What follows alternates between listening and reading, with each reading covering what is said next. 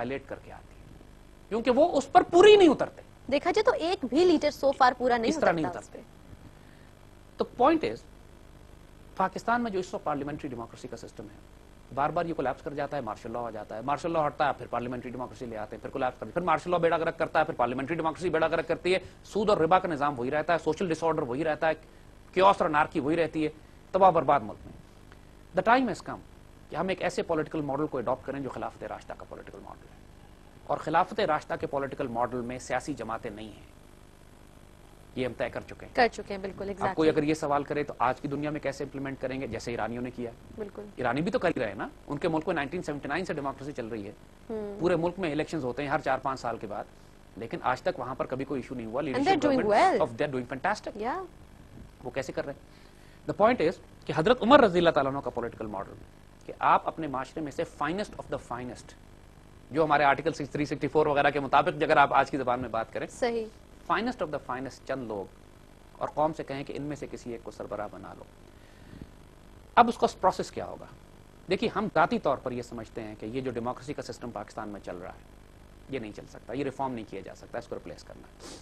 So for the time being, for short term, ये बहुत radical idea लोगों को लगेगा, लेकिन हमें इस पूरे पॉलिटिकल सिस्टम को ओवरऑल करने के लिए केयर टेकर सेटअप की जरूरत है. वी नीड ए सेटअप जो इस वक्त पूरा पॉलिटिकल प्रोसेस आप रोक दीजिए. आप पाकिस्तानी पेट्रियट्स जो finest of the finest Pakistani हैं, कि जिनकी सारी जिंदगी गुजरी है पाकिस्तान के दिफा में, कोई साइंटिस्ट हैं, कोई इंजीनियर्स हैं, कोई रिसर्चर्स हैं, कोई डॉक्टर्स हैं, those who know there subject, right, उन फाइनेस्ट एडमिनिस्ट्रेटर्स हैं, पावरफुल पेट्रियट्स हैं कि जिन्होंने पाकिस्तान की खातिर एक ट्रैक रिकॉर्ड है कि उन्होंने डिलीवर किया है, पाकिस्तान को दिया है, पाकिस्तान से लिया नहीं है. कैसे लोग खत्म हो गए इस मुल्क में? Of course not. यही लोग तो मुल्क को चला रहे हैं. मुल्क चल रहा है इनकी वजह से. लेकिन चूंकि वो किसी सियासी जमात के मेंबर नहीं होते, लिहाजा कभी वो मिनिस्टर नहीं बन सकते, कभी उनके हाथ में इख्तियार नहीं आता, कभी उनके हाथ में ताकत नहीं आती. अब वक्त आ गया है कि हम फाइनेस्ट ऑफ द फाइनेस्ट लोग माशरे से लाकर उनके हाथ में इख्तियार और ताकत दें. अब मुल्क को ठीक करो. अमेजिंग. और टारगेट क्या है? 2 ऑब्जेक्टिव सिर्फ आपको इस वक्त पाकिस्तान में केयर टेकर सेटअप की जरूरत है. हम 5 साल के लिए केयर टेकर सेटअप लाएं, 5 years केयर टेकर सेटअप हो, फाइनेस्ट ऑफ द फाइनेस्ट लोग हों, और असाइनमेंट ये दी जाए कि आपने 2 कामों पे इस मुल्क को ठीक कर देना है. Number 1 corruption, other 2 law and order. सिर्फ 2 टारगेट दे दें आप. Corruption and law and order. सही. Billions of dollars worth of corruption जो इस मुल्क में हो रही है. इमेजिन करें कि अगर ये करप्शन हम रोकने में कामयाब हो जाते हैं, हमें किस कर्जे की फिर हमें किस कर्जे की जरूरत है? फिर जो पैसा मुल्क में फ्लो करेगा, इवन इसी सिस्टम के अंदर रहते हुए बात कर रहे हैं, क्योंकि अब देखिए पूरे सिस्टम को हम ओवरनाइट एक खूनी इनकलाब के जरिए नहीं तब्दील करना चाहता है. We want to change it through evolutionary process जो रिजॉल्व करे मसाइल, ऑल्सो होलिस्टिक अप्रोच, जो कि रिजॉल्व करे मसाइल को, क्योंकि हमारा अपना मुल्क है ना, खतरात बाहर हैं. exactly. अगर कोई अंग्रेज को हुकूमत होती तो हम बगावत कर देते, लेकिन अपने लोग इंटरनली लेकिन अपने लोग हैं, हमारा मुल्क है. हम तो एक शीशा नहीं तोड़ना चाहते, इसका एक बल्ब नहीं तोड़ना चाहते. हमने जिस पाकिस्तान की पाक सरजमीन को, इसकी प्यारी मिट्टी को, इसके प्यारे सिस्टम्स को हम किसी चीज को नुकसान नहीं पहुंचाना चाहते. तब्दीली अपने ही लोगों के जरिए अंदर से लेकर आनी है, एक मोहब्बत और प्यार के जरिए, एक ऐसे प्रोसेस के जरिए कि जो मसाइल को हल करे, खूनी इनकलाब ना बर्पा करे, फसाद ना बर्पा करे. सही. एक सिस्टम को स्टेबल भी रखना है और साथ साथ इसमें तब्दीली भी लानी है. And it process is going to be slow. Slow doesn't mean 10 years, 2 years, 5 years का हम एक 5 years का हमने टारगेट अपने आप को दिया.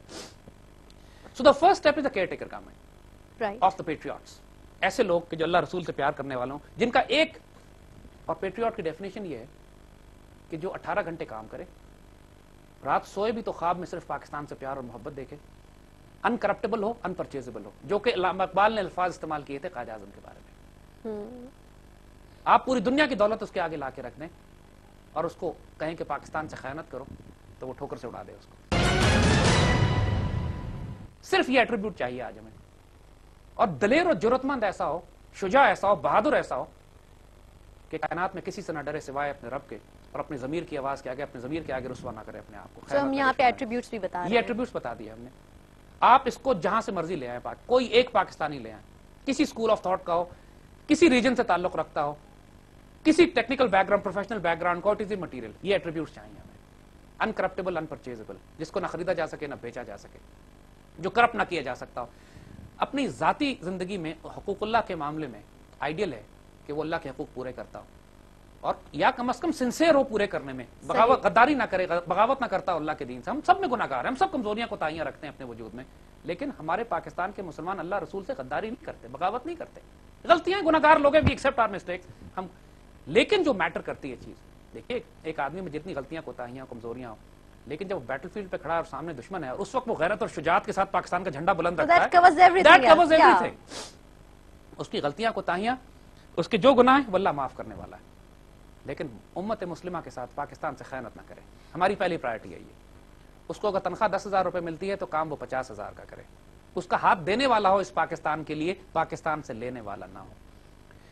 جو یہ کیئر ٹیکرز ہوں گے ان کو کسی قسم کا کوئی پرک, کوئی پریولیج, کوئی بینیفٹ, کوئی گھر, کوئی MNA ہاسٹل, کوئی MPA ہاسٹل, کوئی تنخواہیں, کوئی پرکس, کچھ نہیں ملیں گے. ایسے جب آخر اتنے بڑے بھی تو ہو گئے ہیں نا, یہاں تک پہنچ گئے, کھاتے پیتے اپنے گھروں سے آئے نا.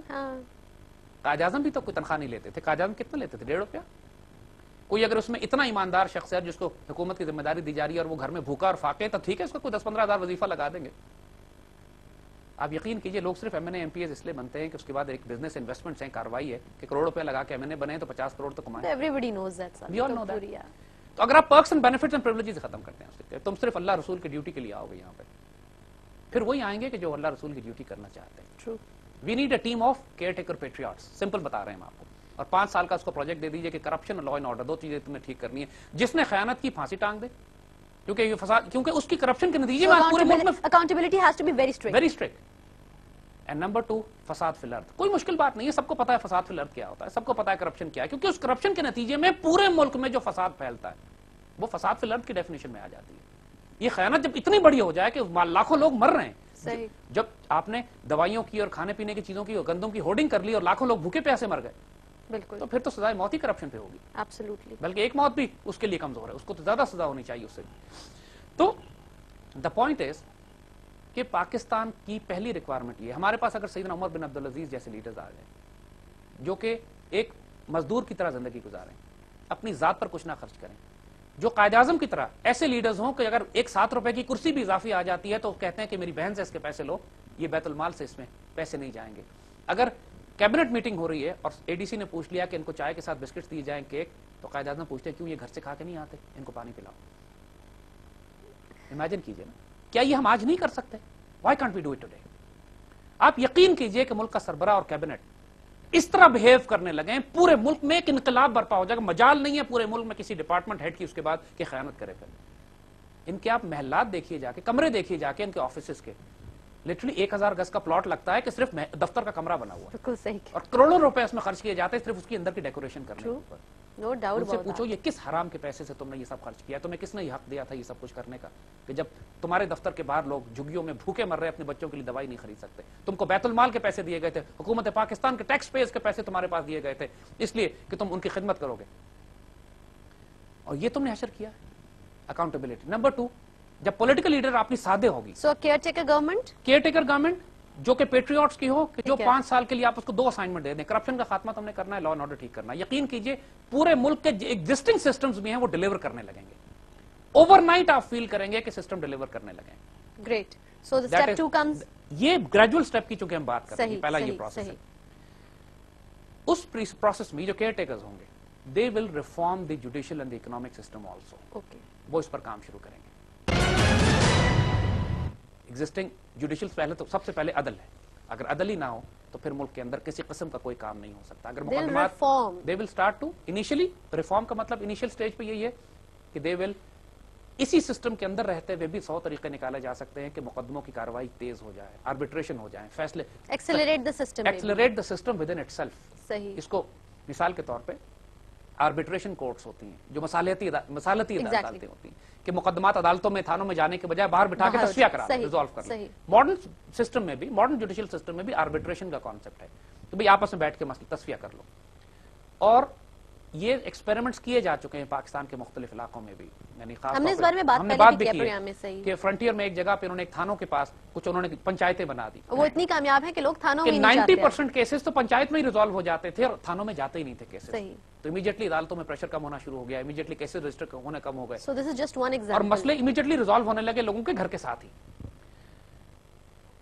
جو پولیٹیکل سسٹم جس کی ہم بات کر رہے ہیں, ایک دفعہ یہ کیئر ٹیکر سیٹ اپ 4-5 سال تک اگر آپ اس طرح چلا سکے کہ جو ملک سے کرپشن کا خاتمہ کرے اور لا اینڈ آرڈر بہتر کر دے, تو پورے ملک کی اکانومی ایسی ٹیک آف کرے گی, ملک میں اٹ سیلف لوگوں میں پھر جب سوچیں نا امن و امان ہوگا, انویسٹمنٹس بھی ہوں گی, لوگ پیسے بھی لے کر آئیں گے, خود بخود سائیکل آف لائف اتنی تیزی سے چلنا شروع کر دے گا کہ اگر لوگوں کو پتا ہے کہ ہمیں رشوت نہیں دینی, حرام نہیں کھلانا پڑے گا کسی کو, سسٹم ہم اپنے پیسے لے کر آ سکتے ہیں, ہمیں اپنی اس بات کا خطرہ نہیں ہے کہ جان مال عزت آبرو محفوظ ہے یا نہیں ہے.